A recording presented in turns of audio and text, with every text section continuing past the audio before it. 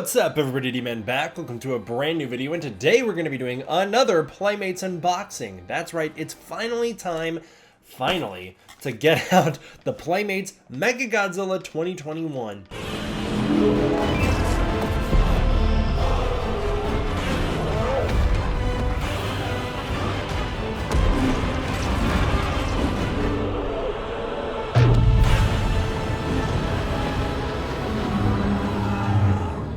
That's right, everybody. In this video, we're going to be unboxing Playmates Mechagodzilla 2021. This is the normal Mechagodzilla with HEAV. I've had him for years. He's literally covered in dust.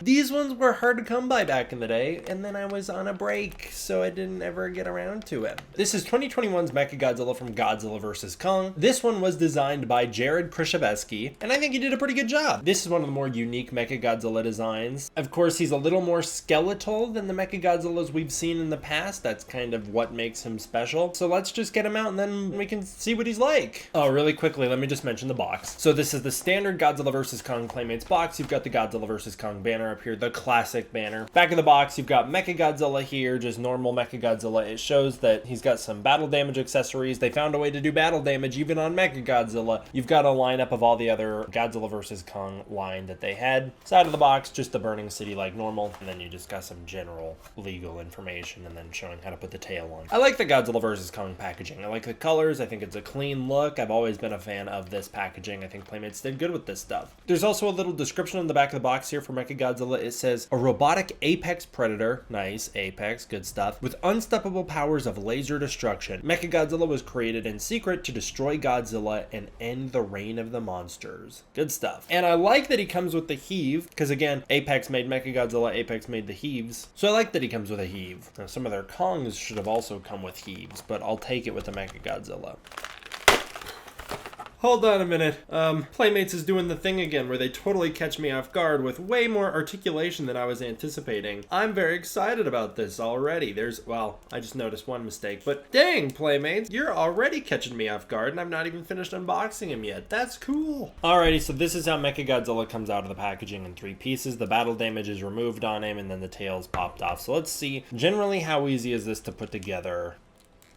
Battle damage mostly pops right into place on his chest. That was not too bad. It mostly pops in there. It seems like it'll stick, so that was good stuff. That was easy. Playmates is pretty good with the tails too. NECA was the one that gave you a lot of trouble with the tails, but it's got a little more resistance than a Godzilla, but it goes on there nice and easy. I think little kids are probably going to struggle to get that tail on, but other than that, it was pretty easy. It doesn't pop off that easily. So once it's on, it seems like it'll stay on. As far as things you might lose with it, the battle damage piece might come off and get lost, and then the HEAV is pretty small, so the HEAV also might get lost. So I've already talked about the HEAVs when I talked about one of the Godzilla figures that came with them. I think it was a Kong. Generally speaking, I think this is a pretty good little design that they have. I like that they've got these doors, these hatches. They've done a good job with these things. I'm not sure what to call these, but they are the things that propel the HEAV, the thing that keep it in its anti-gravity state. And I think they've done a good job with it. I like that they colored the window silver so it stands out a bit more. And overall, I think they've done a pretty decent job with the HEAVs considering how small they are. There's lots of detail packed in here. They did about the best they could with the small real estate that they have to work with. I don't love that it's painted military green. Not sure why they did that. The HEAVs are silver in the movie. The other HEAV that they released is silver, so I don't know why this one would be green. Maybe just so that they could try and make it be like a new accessory so that you didn't feel like you're getting the same thing twice. I would have preferred it to be silver because it is in the movie, but it's a cool little accessory. Moving on to Mechagodzilla himself, the first thing I noticed getting him out of the box is that articulation. I'm very impressed with it. He's a lot like the Kongs in that his legs just have so much range of motion. I mean, you can really get this guy into some cool positions, which is great because he's so agile in the movie. He is the most agile Mechagodzilla we've ever seen. There are some limitations with that though that I've noticed that are not great, but on the whole, they've done a pretty good job making it so that you can just kind of move him around and get him into the poses you want to get him in. As far as the sculpt for Mechagodzilla goes, they've done a decent job with him. The face retains that kind of turtle-esque face that the Mechagodzilla in the movie has, which I've never been a huge fan of, but they do a pretty good job with it. It's a little unrendered, which is traditional for Playmates to not be perfectly rendered. I like the area around the mouth with the teeth. I think they've done a really good job detailing the inside of his mouth. Obviously his mouth opens very wide, so they've gotten the opportunity to do some good detailing on the inside of his mouth. As far as the rest of the body goes, the neck looks pretty good going into the back. The dorsal spines are very undeveloped, very untextured, but they are rubber, so they're not going to break. They bend easy. That's a good thing. There are rubber components all over him, like his shoulder flap, which has some pretty good detailing on it. Then you get into his arm, which has a lot of good detailing as you move down it. I like that they've given him the proper paneling. While we're on the topic of detailing sculpts, I'm not sure why they didn't put the X's on these panelings, considering they put them on the legs. Seems like an easy thing to add. The chest looks pretty alright. I like the top of it. It starts out looking really good, and then you get into the battle damage piece, which just goes back to that standard Playmates thing where it's just not as detailed as it should be. Like, even down here, you see this one little plastic piece is more detailed than their more rubbery piece. I also don't love the chest design they've given him. It's not exactly movie accurate, and it looks more like abs than it does in the film. Don't love that. His missile launchers look great. I love that. He does have that skeletal rib pattern on his side here. His legs look pretty good. I mean, they've done a really good job with his legs, I think, overall, even on the front, especially on the front. They look really good. Lots of good detailing, and for some reason, I'm really impressed with the feet on this Mechagodzilla. I think they've done a really good job, unnecessarily good for the feet. They look very much like skeleton feet. It's really cool. I don't even remember seeing Mechagodzilla's feet properly in the movie, so I don't really have a great point of reference to say how accurate they are, but they look pretty good. The sides of the feet look great. I like the way that they have this hinge here having this circular pattern. That looks great. Bottoms of the feet have some texturing on the toes, but nothing on the actual foot. There's just flat and then product labels so that he stands better, but it also just goes to say that this is, again, one of the lower quality figures for your children's market, so it's about a $10, $15 price point. Now the tail gets into the inaccuracies. Tail doesn't really look anything like the movie, but they have done a good job giving him some texture on the tail. Even the bottom of the tail has good texturing, and I like the clear defined portions of the tail. That's really neat that they did that. That is accurate to the movie. The movie's is just a lot more complex, which you don't really have a lot of room to get into with a figure of this scale. It's about a 6-inch scale. I don't have a ton of room to get into that. Again, this is a children's market figure, so it's not going to be like SH Monsters, which would have the time to get into that detailing. Very unrendered tip of the tail, but I do like that they have the prongs sticking off of it. I don't know if there's enough. I think there might be 3 in the movie, but there's 2 on the figure. 2 prongs on the tip of the tail, and again, that can create that drill on the tip of his tail, which was awesome. That was a really cool touch they added. The hands are great. I love the claw hands. I like that it's not the same claw hand on both arms. They've given him unique claw hands per hand, so one of them is a bit more closed, the other one's a bit more open. That's cool. Unfortunately, you can't twist them like I thought you'd be able to. That's a shame, because I loved the way in the movie that they would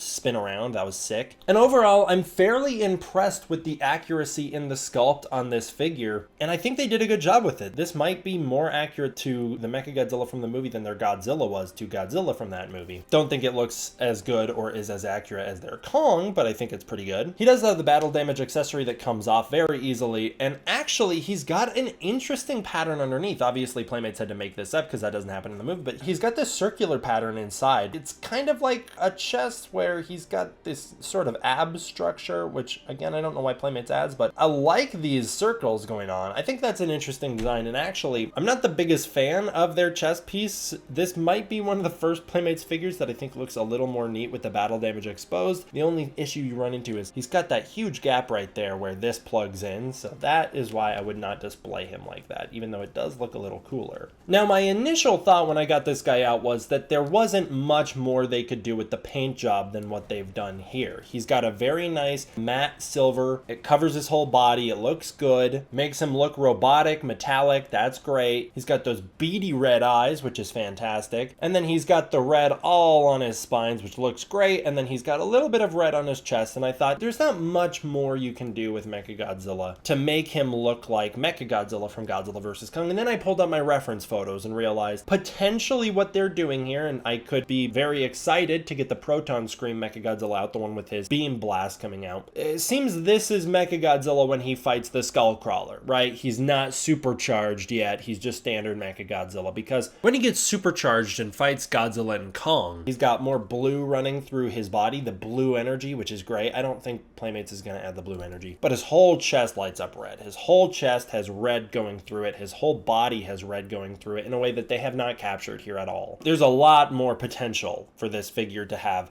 splashes of red in his arms, in his chest, in his neck, all throughout the body in a way that would make him look a lot cooler cooler. It'd make him pop more from a distance. It would give him more dimension. And I don't know if Playmates is going to be committed enough to be able to do that with this sculpt that they have. Again, that seems like something more of a higher line figure would do, like a Monster Arts. So I'm not expecting Playmates to do that. And again, this is still generally pretty accurate to the Mechagodzilla that fights the Skull Crawler, the way he was colored in that scene. He doesn't have the energy flowing through him yet. Now let's get into the articulation, because I am simultaneously impressed and disappointed with it. The tail piece is great. It wiggles and waggles all great. It's a very rubbery piece, so you have a lot of flexibility. Unfortunately, it can't really hold poses. If it was a bendy wire, that'd be cool because you could get it to hold poses. It's not, it's just rubber, so you can flex it a lot. You're not going to run the risk of breaking it. You might stress the rubber out if you do that, but you can bend him and wiggle him, and you can do all sorts of stuff that's really cool. He has a lot of great motion and mobility in his tail. I'm really impressed with his legs. They've done such a great job. I mean, look at that. You can't really get any Godzilla toy to do that. He's got great function in his knees. His feet can spin all the way around independently. That's sick. Why would they add that? I don't know. But it's great because Mechagodzilla in the movie, like I said, was super agile and was able to rotate in all these really cool ways. He had all these pivot points in the movie that got him to do these really cool kicks and attacks that were awesome to see. Going up to the top of the body, the shoulders have great range of motion. You can spin the arms all the way around. You can get them out here, which is something you can't really do with a lot of figures. That's great. The mouth opens and closes, which is super cool. His mouth opens so wide. Look at that. Oh, that's a weird stance. There you go. There's like some sort of meme stance for you. I feel like that could be a meme reaction or something. He just looks like he was built for it.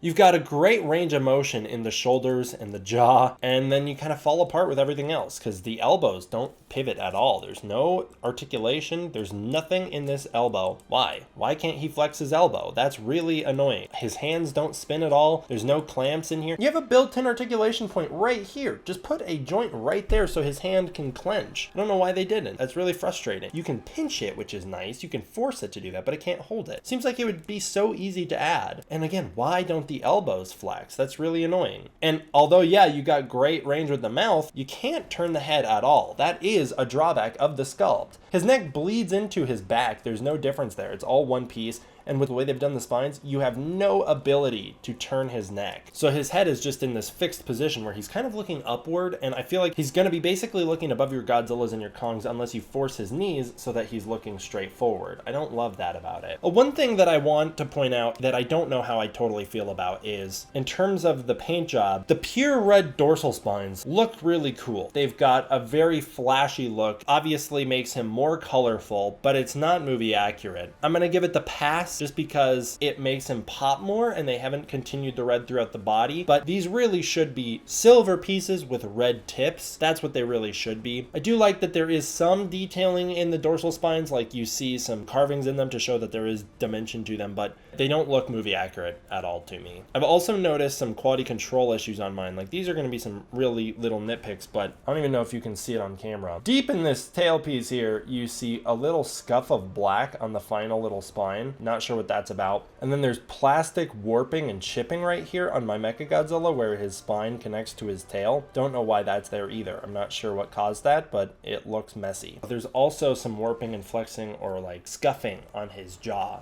on mine as well. So while I'm overall generally pretty impressed with the accuracy, there's some big drawbacks, like the lack of articulation in places you would think it would be there, and the dorsal spines not being even remotely accurate to the movie. But he does look really cool. I mean, look at that. That's a cool little running stance I've already got him into. That's pretty awesome. I don't know.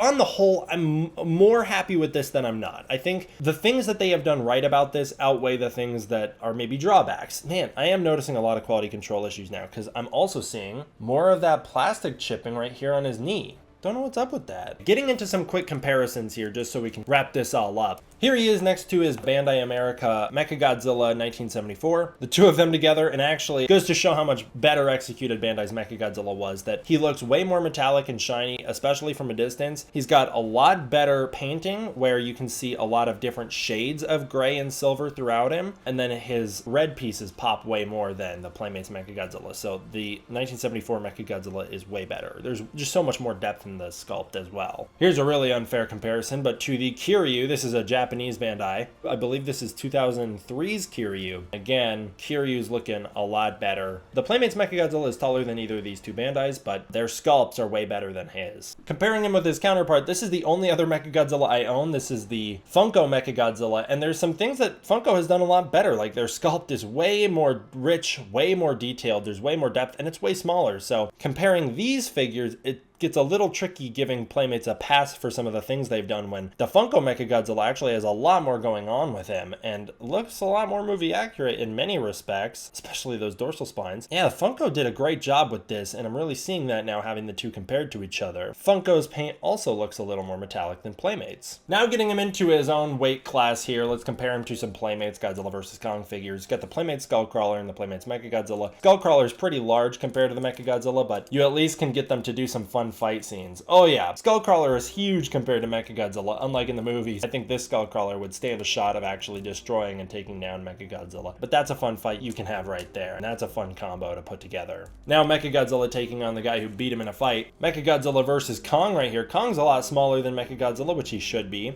Maybe not a lot smaller, but depending on how you position Mechagodzilla's knees, Kong will look less intimidating. It's a cool fight. You can do a lot with him. It's always fun to just have Kong hack and slash with the axe. Of course, the axe shreds Mechagodzilla in the movie, so for people wanting to put their battle damage to use, there you go. But that's a pretty good combo right there. But not as good as the classic Godzilla versus Mechagodzilla. Again, the Mechagodzilla I actually like more than I like Playmates Godzilla. Playmates Godzilla does not have nearly as much texturing and depth and even articulation as the Playmates Mechagodzilla. So Mechagodzilla is beating Godzilla in a lot of respects there. But that is a great combo to see together. They do look nice together. I think that's going to be a cool one to have on shelves. And there's the Trinity, the trio, the fight that didn't need to happen in that movie but happened anyways, and it was still fun. All right, overall, Playmates Mechagodzilla 2021, pretty good. There's a lot that I like about it. I think the sculpt overall is pretty impressive. It's more movie accurate than I would have expected coming out of Playmates. There's more depth and dimension going on than I would have anticipated from them. The articulation starts great, which is fantastic. Doesn't continue through and isn't as consistent as it could be, but the things they have done right definitely outweigh the things that they have not done as well. Overall, I'm going to give the Playmates Mechagodzilla an 8 out of 10. I think that there is a lot that they have done right. I don't think anybody's going to be disappointed with this purchase, and I'm sure it can make for some good toy photography if you use Playmates for that. Most people do not, but he does have enough potential. Yeah, he's not too breakable. I think he's overall pretty good. I like him. I think he's going to look good on a shelf as well. That's what I will be doing with him. All right, that'll do it for this one, guys. I'm going to give a huge thank you to all my patrons over on Patreon. If you want to support the Patreon, you can using the link in the description below. Through the Patreon, you can get early access to content, access to the Discord community, and more, and it just really goes a long way towards supporting the channel and making sure I can keep making videos like this for you guys. Alrighty, thank you all for watching. I hope you enjoyed. I'll see you guys next time for the next one. D-Man out.